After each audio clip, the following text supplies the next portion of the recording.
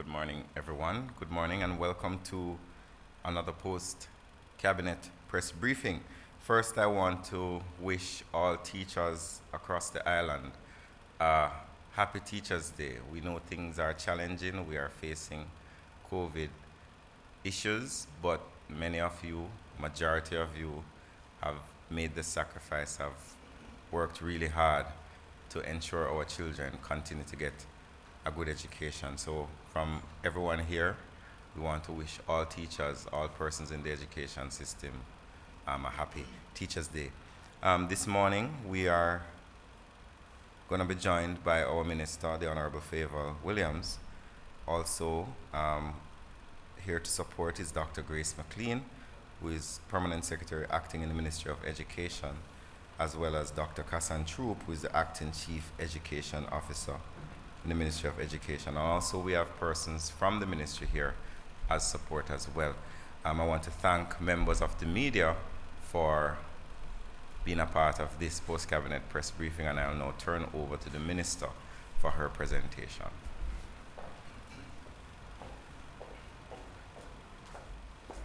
Thank you, Minister Morgan. Good morning, everyone. Let me acknowledge Minister Morgan, our Permanent Secretary, Dr. McLean, our CEO, Chief Education Officer, Dr. Troop, members of the Ministry of Education, Youth and Information's team, members of the media. Good morning, everyone. And let me join with Minister Morgan in wishing all our teachers happy Teachers' Day and to say blessings to all. Today is Wednesday, May 5th, and here we are again at another post-cabinet briefing. I'll begin with the decisions from Cabinet. The first is the inclusion of the construction of the Forensic Pathology Autopsy Suite and the construction of the Westmoreland Divisional Police Headquarters project into the Public Sector Investment Program. Cabinet gave approval for the construction of the Forensic Pathology Autopsy Suite in Kingston and the Westmoreland Divisional Police Headquarters to be included in the Public Sector Investment Program. Approval is also given for the provision of fiscal support. The Ministry of National Security noted that these two projects would positively affect the security landscape for a safe and secure Jamaica. The lack of an autopsy suite had resulted in several issues over the years, chief of which was the cost of outsourcing the services to privately operated funeral homes. Over the past 5 years, it has cost the government some $482 million for the storage of bodies. The land for the construction of the two facilities is secured, and the construction is expected to be completed in 2 years. The construction cost is expected to be about $555.9 million for the autopsy suite and $522 million for the divisional headquarters. The next decision from Cabinet is the agreement for cooperation in education for professional and academic support between Jamaica and the Republic of Cuba. Cabinet approved the terms of the proposed agreement of cooperation in education for professional and academic support between the governments of Jamaica and Cuba. The recruitment of Cuban teachers to serve in the education system commenced in 1997, as there was a need for foreign language teachers in Jamaica. Under the proposed agreement, Cuban teachers would be contracted solely as the need arises. The arrangement would not be at a disadvantage to the equally qualified Jamaican teachers who would be given priority in these instances. Since the inception of the program, over 370 Cuban teachers and professors, known as specialists, have rendered their services to teach in our schools and colleges in subjects of Spanish, mathematics, physical education, agricultural science, chemistry, physics, biology, and integrated science. The third decision is a nutritional support for students on the program of advancement through health and education path amidst the COVID pandemic. Cabinet gave approval for the advancement of $752.9 million from the 2021-2022 approved estimates. The said advance sum is to be cleared in the 2021-2022 supplementary estimates for the purpose of paying cash grants to parents or guardians of students on path at the early childhood, primary, and secondary levels for 30 days as a means of ensuring continued nutritional support amidst the closure of schools. In 2020-2021, the Ministry of Education, Youth and Information collaborated with the Ministry of Labor and Social Security to provide cash grants directly to the parents of the PATH beneficiaries for the number of days that schools were closed due to COVID-19 pandemic. The cash grants were calculated at a daily rate of $100 for early childhood level and $150 for both the primary and secondary levels. The aim of the initiative is to provide nutritional support to students on the path in light of the adverse impact of COVID. In terms of reports, Cabinet received and approved the following annual reports and/or financial statements to be tabled in Parliament. Scientific Research Council 2019-2020, Independence Park Limited, April 2017 to March 2018, Jamaica Promotions Cooperations, JamPro 2019 and March 2020, Jamaica Fire Brigade 2013-2014, 2014-2015, and 2015-2016, National Solid Waste Management Authority 2019-2020. We move on now to the contracts. Cabinet gave approval for the award of a contract for the supply and delivery of 5 vertical turbine can-type pumping units and 2 spare turbines for the Pepper Relift facility in St. Elizabeth. The contract is in the amount of $892,357.90, and this contract was awarded to Industrial and Municipal Supplies Incorporated. Cabinet gave approval for the award of a contract for security guard services at the Ministry of Labor and Social Security offices island-wide to King Alarm Systems Limited in the amount of $253.3 million. Cabinet also gave approval for the award of a contract to Surica Development Environ Energy Services Limited for transaction advisory services to establish an integrated solid waste management public-private partnership project. The contract is in the amount of US $860,331.28 plus GCT. Cabinet gave approval for the award of a contract to Marathon Insurance Brokers Limited for the provision of brokerage services for the Port Authority of Jamaica for the 3rd year of a 3-year contract, which ran from April 1, 2019 to March 31, 2022, with the following premiums excluding GCT of 15% for the 3rd year commencing April 1, 2021. Placement of US dollar denominated policies, which is $2.3 million, and placement of Jamaican dollar denominated policies, which is 18.5 million Jamaican dollars. Cabinet gave approval for the award of a contract in the amount of $96.6 million for the Bay Farm Road Sewage Improvement Works, and this contract was awarded to D.T. Brown Construction Limited. Cabinet also gave approval for the award of 2 contracts for the supply of pharmaceuticals for the Jamaica Drug for the Elderly Program, the National Health Fund, for a period of 36 months. The contracts were awarded to Massey Distribution in the amount of $215.6 million and Facey Commodity Company Limited in the amount of $145 million Jamaican. And that ends the Cabinet decisions. Turning now to education. As you would have heard yesterday in Parliament, the Prime Minister made some announcements with regards to the continuing of face-to-face for students who are sitting exit exams And I just want to go through some of the details here in case those were missed yesterday. So given the stark challenges wrought by the COVID-19 pandemic, the normal operations of our education system have been severely impacted, as everyone knows. Our school leaders, students, teachers, and parents have had to adjust to remote learning to include online learning, televised lessons, radio lessons, and learning kits since March of 2020, except for a brief time between December and February 2021, when some schools returned to face-to-face. Our students, as you know, have been mostly in the virtual space.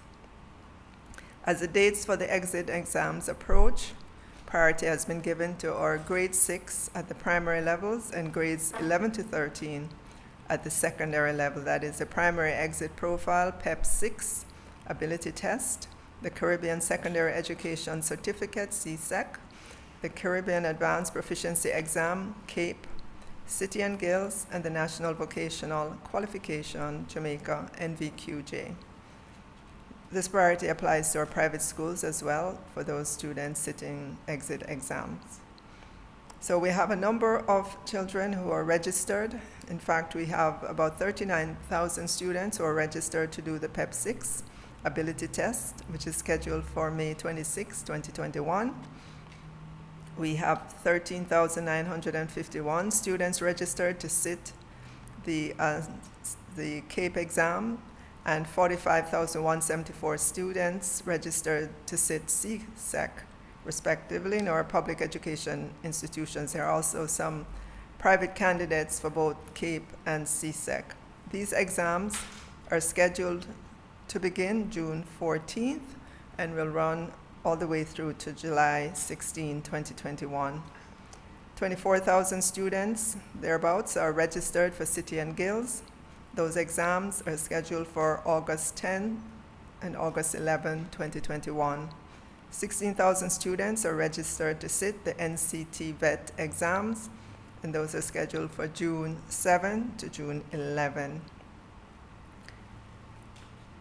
Due to the pandemic, a significant number of the current exam cohort would have lost approximately 12 months of in-person instruction and guidance.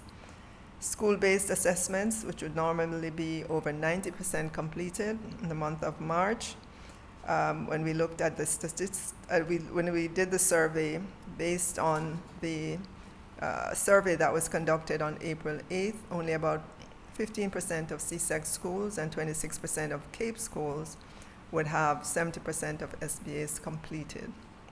Out of concern for this level of unpreparedness, the Ministry of Education, Youth and Information took this decision to write to CXC requesting a further extension of the deadline for the submission of the SBAs to June 30th, 2021 without penalty.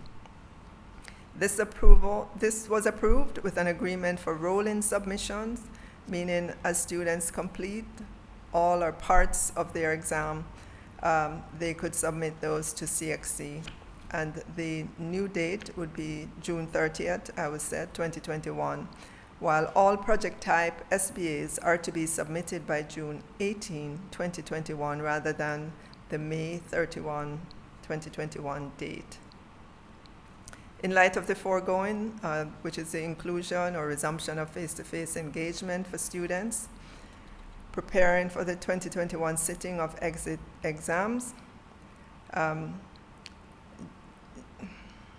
I'm sorry, let me go that again. In light of the foregoing, the inclusion or resumption of face-to-face engagement for students preparing for the 2021 sitting of exit exams constitute a timely and much-needed intervention to better enable students to adequately prepare for their exit exam. And to that end, you would have heard yesterday in Parliament, the Prime Minister announced the resumption of face-to-face instructions for those students sitting PEP 6 ability test, and those in grades 11 to 13 to sit the Caribbean Secondary Education Certificate, CSEC, the Caribbean Advanced Proficiency Exam, CAPE, City and Guilds, and the National Vocational Qualification, NVQJ.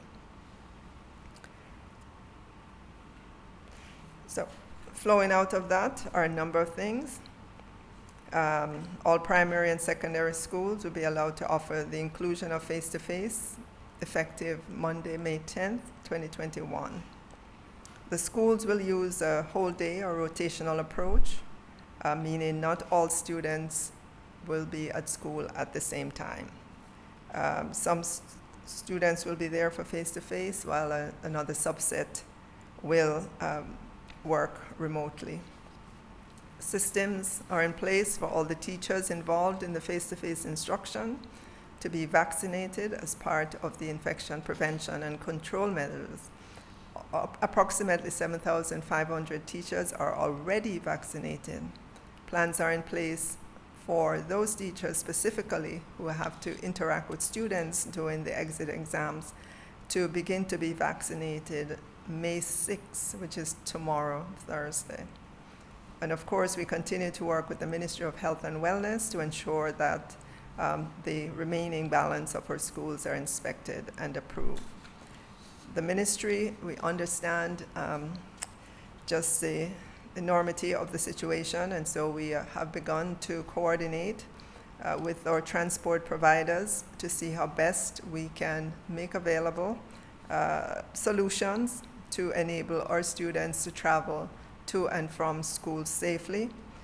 Tomorrow we are asking all our students who are sitting exams, or students and their parents, to visit the ministry's website. We will be launching an app for you to put in your information, specifically in terms of where the student is currently and what school they're going to. We have quite a bit of information already, but just in case, we have that option available. Additionally, students should be in contact with their schools as well. We just want to know kind of where our students are, and so it will help us to better plan for the transportation. Of course, students are expected to wear their masks to and from school, and while at school, temperature check machines would be at schools, hand washing stations, sanitizers, and so on.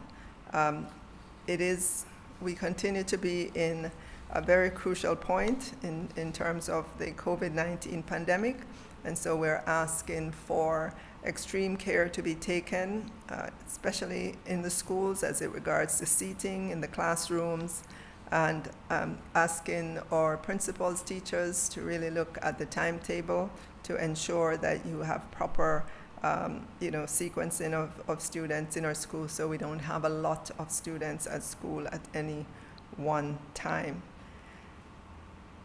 And so with that, I will end this Cabinet post briefing in terms of the presentation and turn it back over to Minister Morgan. Thank you.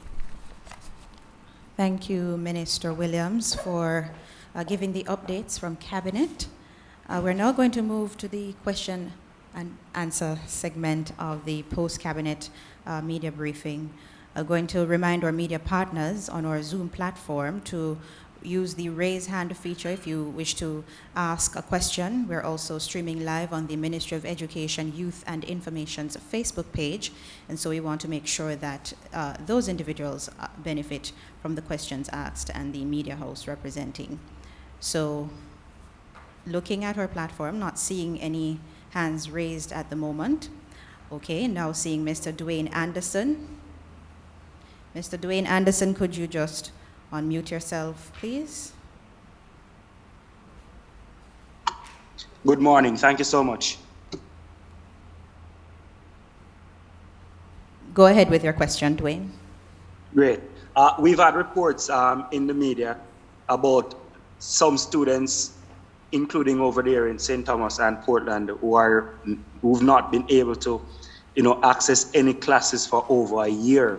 Are there any plans in particular to find these students? Because we're listening to the numbers in terms of the SBAs that are being submitted, and those are startling. Are there any specific plans to reach those students who've basically given up school and have gone back to work, etc.?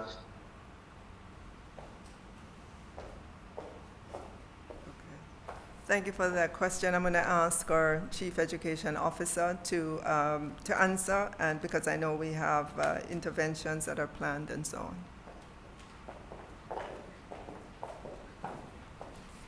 Thank you, Minister. Good morning, everyone. So yes, Dwayne, we do have plans in place to support our boys and girls. We have been made aware of the challenges, and as you are aware, we previously launched the mobile intervention, and that was specifically designed to reach those students who had difficulties reaching to school, and also to ensure that we endeavor for those boys and girls to re-engage with their schools. So whilst we worked with them in their local settings, we also worked with their families to get them back in their schools so they could get the expert support of their teachers. So you will hear some more, as our minister indicated, as it relates to the planned intervention for the boys and girls to make sure that we capitalize on the opportunity that we have now. So our Prime Minister and the Cabinet has indicated that we can now re-engage face-to-face. So our teachers will be working assiduously with our boys and girls to maximize on this opportunity. We'll be finding those students, bearing in mind that some of these boys and girls will defer their exams. This is an opportunity that was given to them in relation to the decision taken at COSAD for the CSEC exams. We have been working with the other exam bodies, and we have gotten opportunities for deferral for those boys and girls as well in City and Guilds.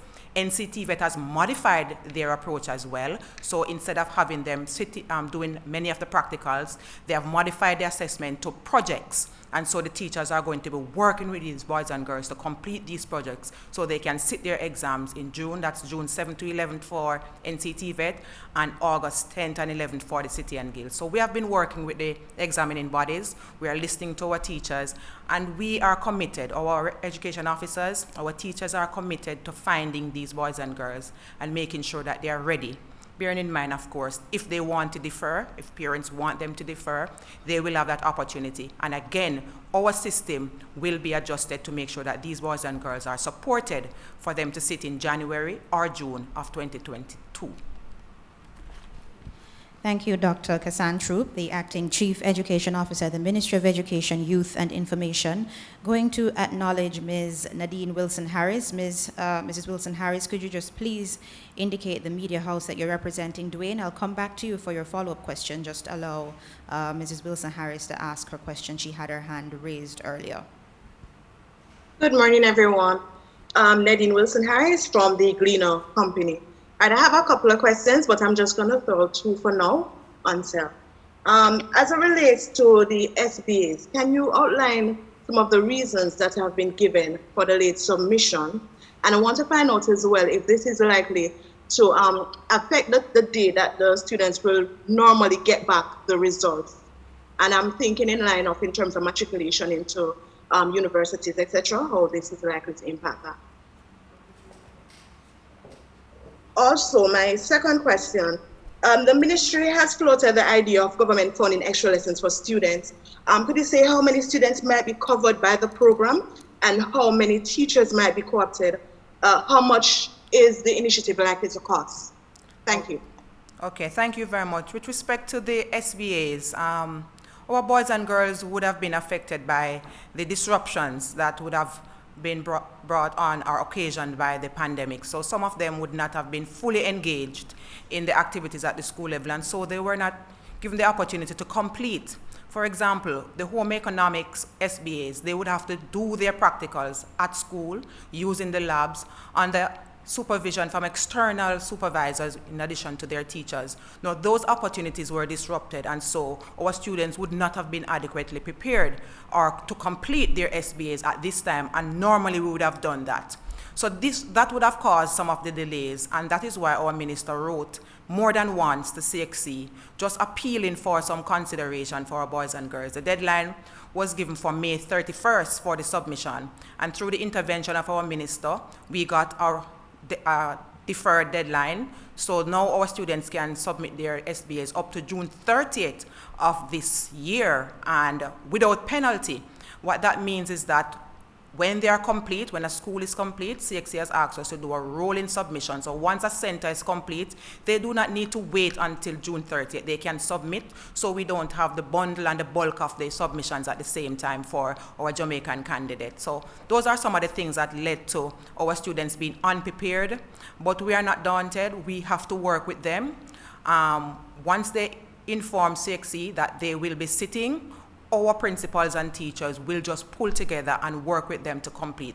Our teachers and principals have been anxious to do such. Every day we get a call appealing to us to grant the opportunity for the in-face or in-person instruction, and that is why our ministers went to cabinet, and we have now gotten the green light to ensure that we can maximize now. So those are some of the issues that we are treating it with respect to SBAs. As it relates to the... Minister Williams will answer the question as it relates to the extra lessons and how that would be structured. Okay, thank you much, Minister Williams.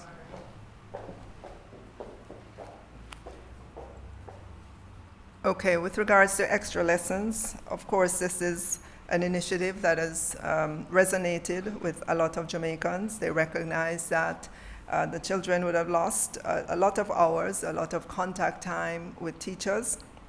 And so the extra lessons is to help our students to begin to catch up and to move beyond where they were. So extra lessons is being contemplated for when we get back to normal.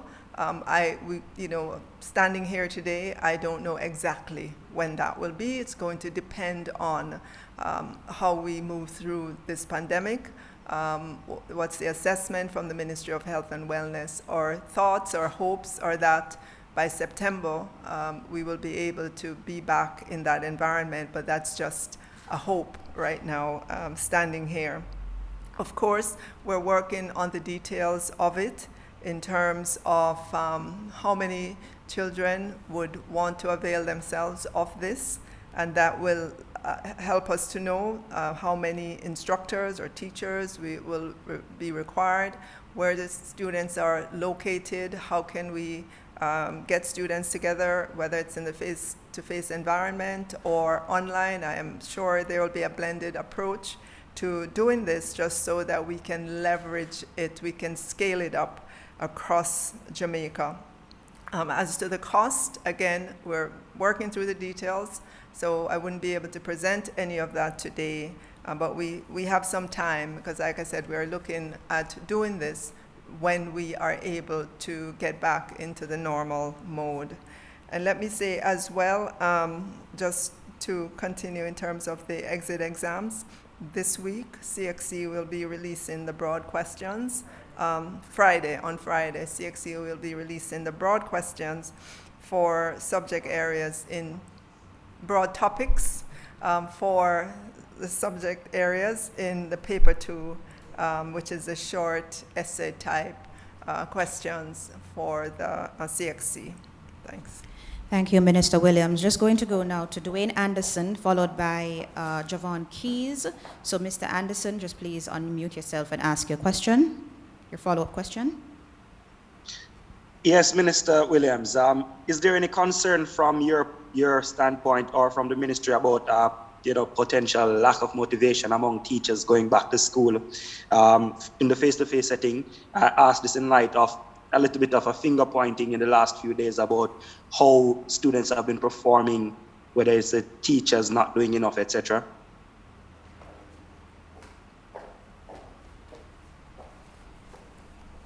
Thank you for that question, Dwayne, and I'd wish for you to tell me who has been finger pointing. Certainly not me. I have laid out what I thought we needed to do, the action that we need to take in the education sector, that all of us have accountability for students' achievement. The Ministry of Education, parents, students, teachers, every one of us have accountability, and I was very specific in defining what I mean by accountability. I said accountability is not the same as blame. Blame speaks to a punishment, and it's in the past, it's looking back. We're talking about accountability for the results, whether they're good or bad. And if they're not the kinds of results that we would like, what are the actions that we need to take to make it better? All of us in Jamaica want to see our students do better, not just some students. We know that there are many schools who are doing satisfactory, many schools that are excelling, but we want all of our schools, all of our students to be excelling. And in order to get there, then we have to be accountable for the results. Only then can we put in place the actions that will cause us to get high student achievement. And we know that education is at the base of everything. Education will help this economy to move forward faster. It will give us significantly better GDP growth. It will help in terms of reducing crime and violence. If you look at the statistics, it's persons who have dropped out of school, don't have the kinds of opportunities that they should have. They're the ones that are aggressive and visiting all this crime and violence on our communities. So we want to ensure that we have high levels of student achievement. And I am in the line as well in terms of accountability.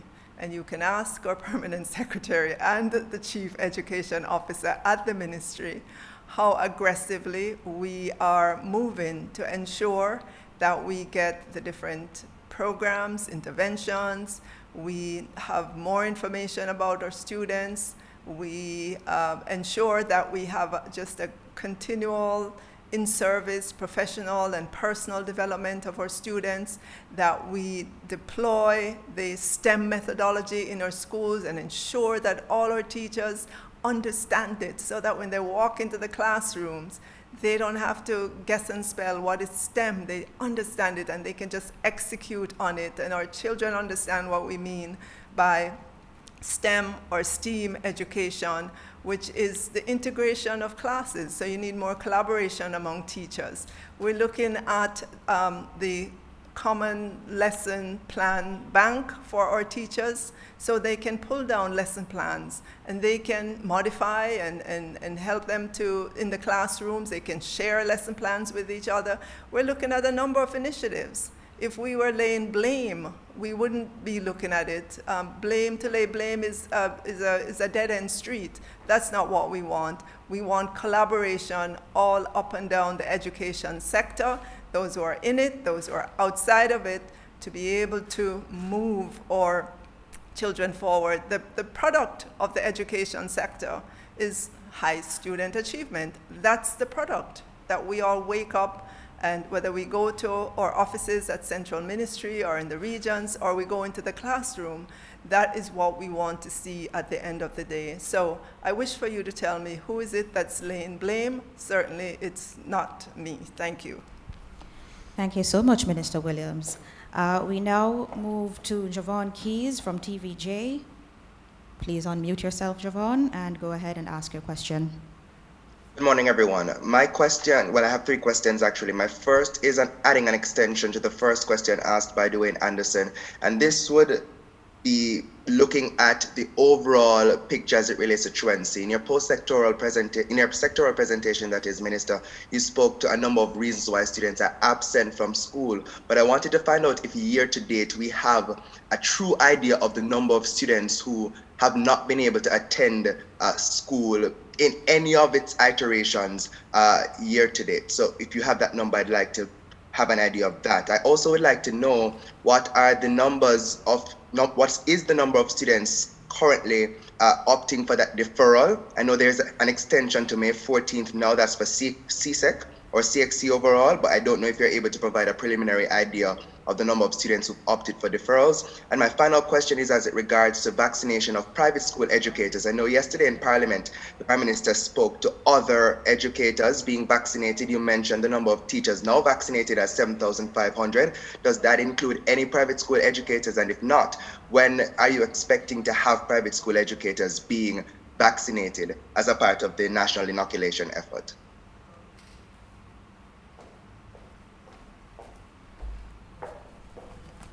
All right, I'm going to ask our permanent secretary to deal with the vaccination issue.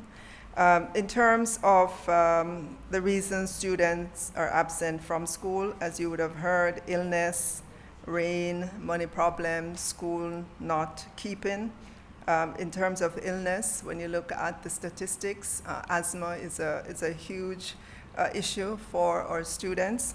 But to get to your question about the number of students that are not engaged, we do have some numbers. I don't have it, about 120,000 students who are not engaged. They're not engaged online, they're not watching TV, they're not listening to the radio, they're not opening their books, they're not in contact with their schools. Even those teachers try to find them, they can't find them.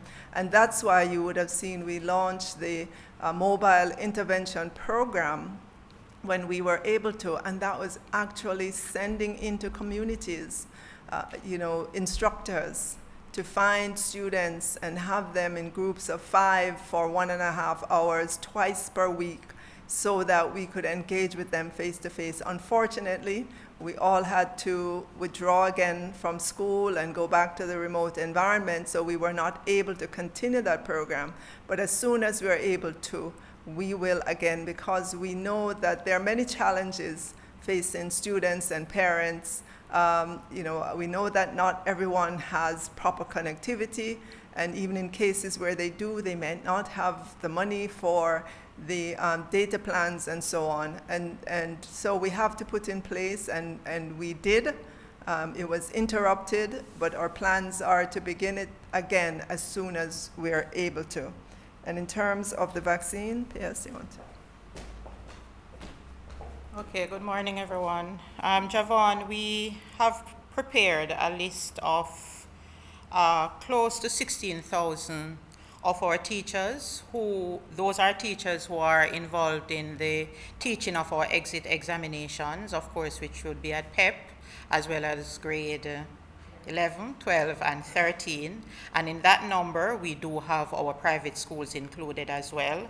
And the number also include our principals, vice principals, and other senior members of staff. Based on the discussion with the Ministry of Health, we are currently now discussing the ancillary and other support staff within those institutions, and a decision will be taken regarding the vaccination of these persons before the end of this week. Could you give a breakdown of that? I know you said the 16,000 listed, but could you give a breakdown as to the number of public school, private school, etc.? Okay, so in terms of our public schools, we have 13,313 teachers. We have also included our Cuban teachers, which is 83 of that number. And we have a little over 2,000, about 2,100 independent schools, administrators, and teachers and teachers who are involved, included in that number. Thank you. Thank you to our Acting Permanent Secretary, Dr. Grace McLean at the Ministry of Education, Youth and Information. We're going to accommodate questions now from Mr. Jovan Johnson from the Jamaica Gleaner, and then we'll close it off with Dwayne Anderson. I think he has a follow-up question. So Mr. Johnson, could you just please unmute yourself, and then we will acknowledge you. Thank you, Lisa. Good morning, ministers. Good morning, members of the team.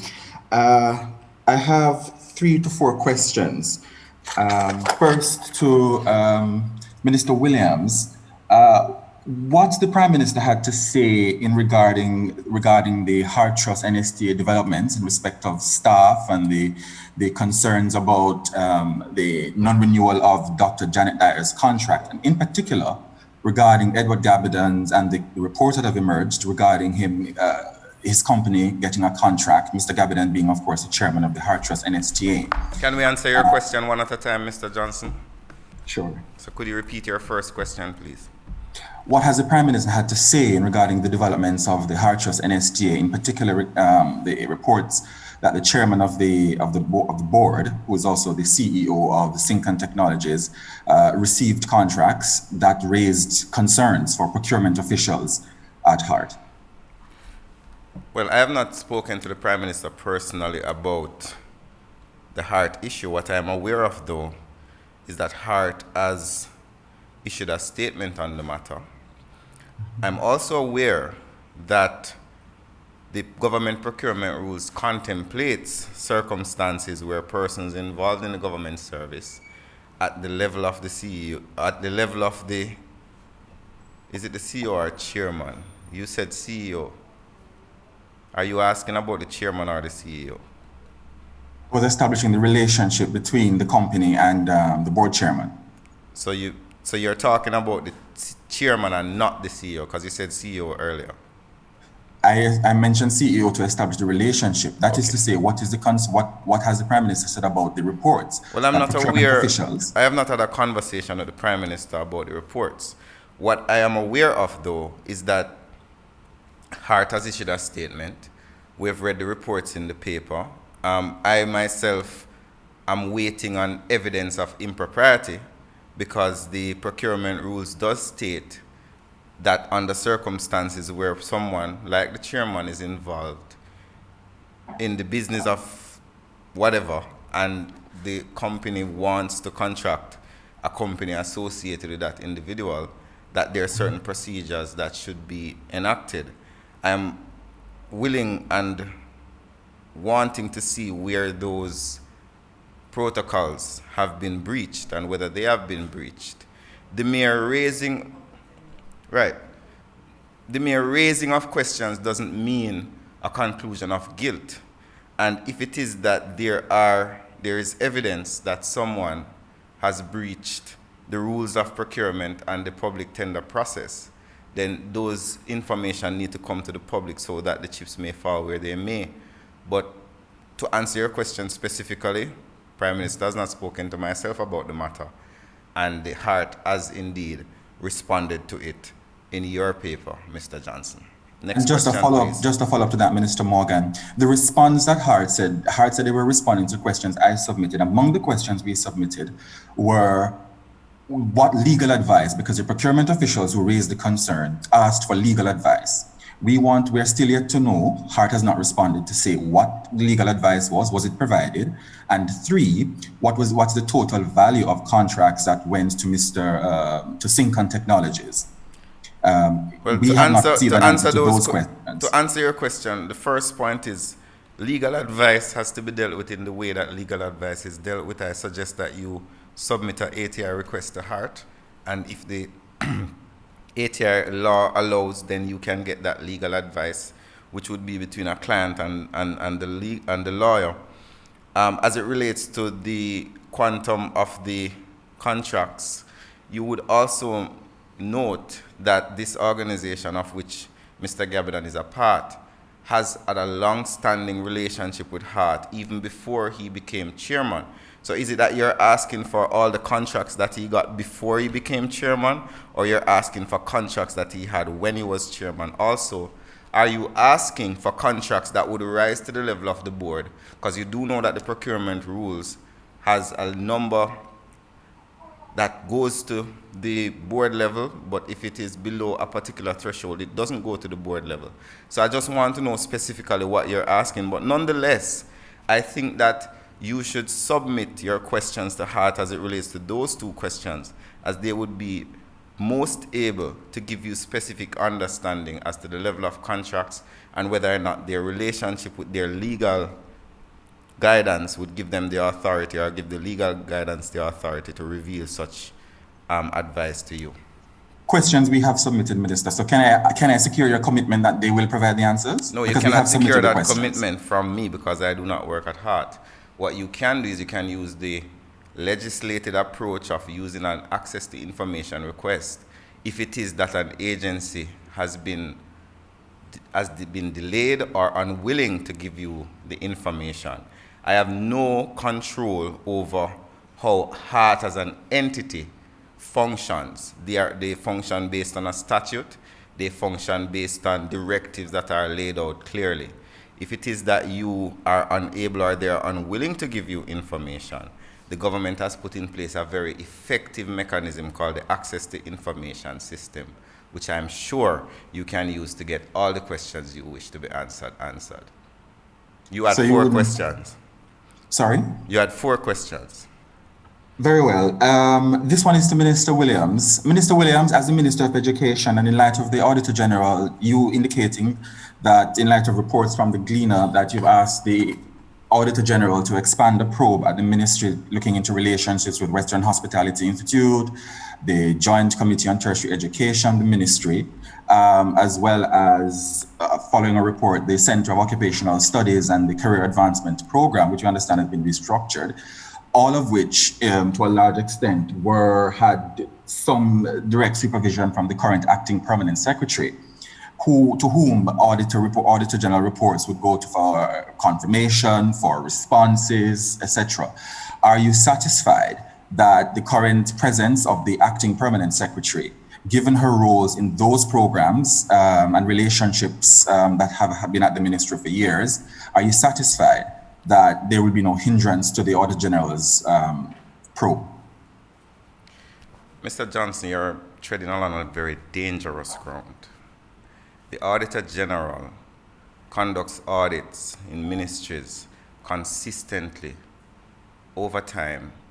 If it is that you're suggesting that the mere raising of an accusation not yet borne out in fact should cause the moving of someone who has served the public service for many years, who is a public servant, where we have had rulings from the IDT and other constituted authorities that removing someone in the midst of an investigation where there is no evidence of wrongdoing could be considered justiciable and could open the government to liability, I suggest to you that you're treading on a dangerous ground.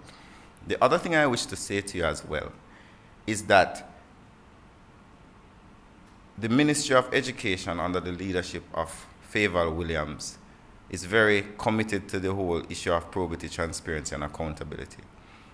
When issues were raised about the Western Hospitality Institute, we reached out to the Auditor General for there to be a transparent probe.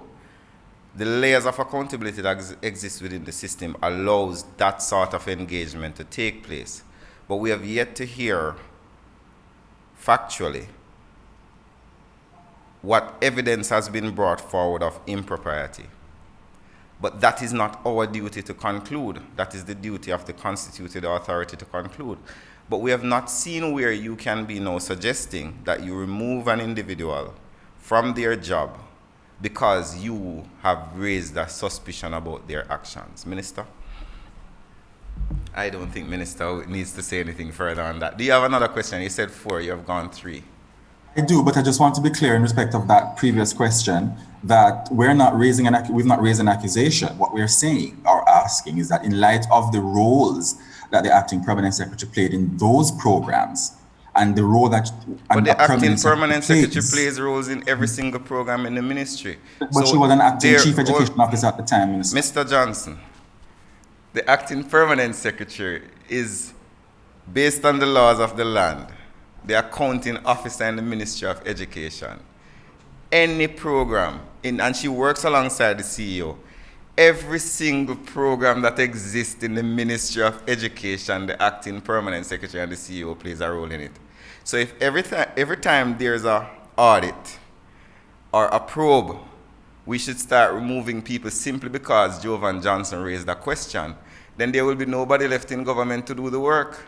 The point I'm making to you, Mr. Johnson, is this. We have constituted authorities which are authorized and empowered to investigate matters of public concern. Yourself, in your paper, have raised questions about issues within the ministry. It is within the right of the Auditor General, and we support the audit 100%. She's carrying out her audit, she's looking in, and we are cooperating with her 100%. But we do not know if your questions rise to a prima facie case against anyone. You have raised questions. As you said, you have not made accusations. I think we should allow the constituted authority who are legally empowered to do their investigation, to do their work. Please, I do not think it is appropriate to victimize individuals without evidence. That was question number 4, Mr. Johnson. Just to reject that we have not victimized anyone. But the fifth. No, I never said you did. I never said you did. No, I want to be clear, Mr. Johnson. I never said you victimized anyone. I made a general statement that we should not victimize people without evidence. I never said you are victimizing anyone. We need to be clear. Sure. What was your next question, sir? The other question, this is the last question in relation to that matter, then a final one. This is to Acting PS Dr. McLean. to confirm whether you've had any business relationships at all, or outside of relations with the Ministry of Education, with Dr. Cecil Cornwall from the Western Hospitality Institute. And the final question, Minister Morgan, is could you provide an update on the investigations in respect of the JamCOVID amber breaches? As it relates to the JamCOVID amber breaches, I have not received a report from the Minister of National Security as it relates to that. I think that to get a quicker response, you could approach the Ministry of National Security. If you had asked earlier, I would have gotten the report, but I did not know you would ask the question. So in order not to wait a couple of days, you can just reach out to the Ministry of National Security to get the report on the JamCOVID. PS, would you like to respond? Javon, I'm not sure what is your understanding of business relationship. I'm a civil servant. I work in the Ministry of Education, Youth and Information. I support all the stakeholders, those who do business with the ministry. I also support our students, our teachers, and just about anyone who we have to interface with at the Ministry of Education, Youth and Information. As a civil servant, there can be no business relationship based on the staff orders unless it is fully approved. And I can say with all sincerity that I have no business relationship with anyone within or outside of the Ministry of Education, Youth and Information. Thank you so much to our acting permanent secretary, Dr. Grace McLean. The final question now. Okay, I see Mr. Keys, but let's allow Nadine Wilson-Harris to ask her question. She has been waiting for some time. And Ms. Wilson-Harris, could you just ask your question, and we will wrap up the press conference shortly after. Okay, 2 questions.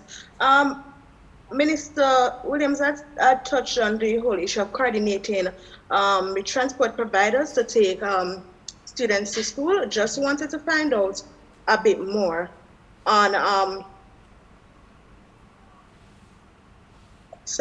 just wanted to find out who exactly are some of these transport providers that has been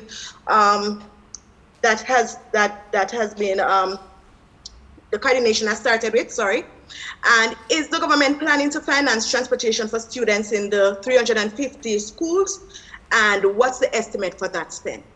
And the second question I have, Labour Minister Carl Samuda has indicated that MPs will have a greater role in selections for the farm work program. Just wondering, isn't that move likely to undermine the transparency and undercut the role of state organizations, especially in light of calls in Parliament used for a fraud probe by the Auditor General? Thank you. Sure. So Nadine, let me take your first question in terms of coordinating transport for our students. Currently in our system, we do coordinate transport for many of our rural students who are on path. So it's not unusual for us to do so. What we're doing this time, given that we are in this very kind of dangerous point in the COVID-19 pandemic, we want to ensure that our students go to school and from school to home safely. And so we would be coordinating with the JUTC in the corporate area to see how best we can utilize their system. We are going to try to start school later so students don't have to be commingled with the general population as they move about. Some of the things we're looking at to see if it is at all possible for there to be dedicated buses that would take our students, especially if we know where the bulk of them are and so on. These are the things we are exploring. We're not saying that we have settled on anything yet, but we have to be mindful that there is this risk as students travel to and from school, and to see how best we can mitigate that. For students who are in rural areas, we have to coordinate that with their schools to see how best we can help our students so that they're not in the same vehicle with the general population. And in terms of the Ministry of Labor and Social Security, what I do know currently is that members of parliament are allowed to put forward names of interested individuals in the farm work program. As long as I've been an MP, I've been on a yearly basis been afforded that opportunity, and so what Minister Samuda announced was not anything different from what has been happening over the years. Thank you, Minister Williams. The very final question now to Javon Keys from TVJ. Thank you so much. Well, my question was asked, but I didn't get a response to it. That's regarding the number of students who have preliminarily deferred. So I had asked a question earlier, but I didn't get a response. So we wouldn't know that yet because the deadline has not come. The deadline has been extended to May 14th. So we have to wait until that time to get a sense of how many students would have deferred their CSEC or CAPE. As you well know, students can do some of their subjects this year. They can do some next year, January, or next year, June. So there are many options. As you can see from the numbers, we're pretty close to the numbers that registered last year, right, and prior years for the exam. So when we look at the deferral, we're not expecting to see huge numbers there at all for CSEC or for CAPE, given the registration numbers that we know now. Thank you, Minister Williams, and that is how we are going to close out our post-cabinet press briefing this morning. I want to say a very special thank you to the members of the Ministry of Education, Youth and Information, that is the Honorable Minister of State, Honorable Nestor Morgan, Robert Nestor Morgan, Minister of State in the Ministry of Education, Youth and Information. Minister Williams was also supported by our Acting Permanent Secretary, Dr. Grace McLean, and also our Acting Chief Education Officer, Dr. Cassandra Troop. See you again in 2 weeks' time. Thank you to our media partners who participated and asked their question. And we want to say a very, very happy Teachers' Day to all our teachers across the island this morning. Have a wonderful morning and a wonderful rest of the week.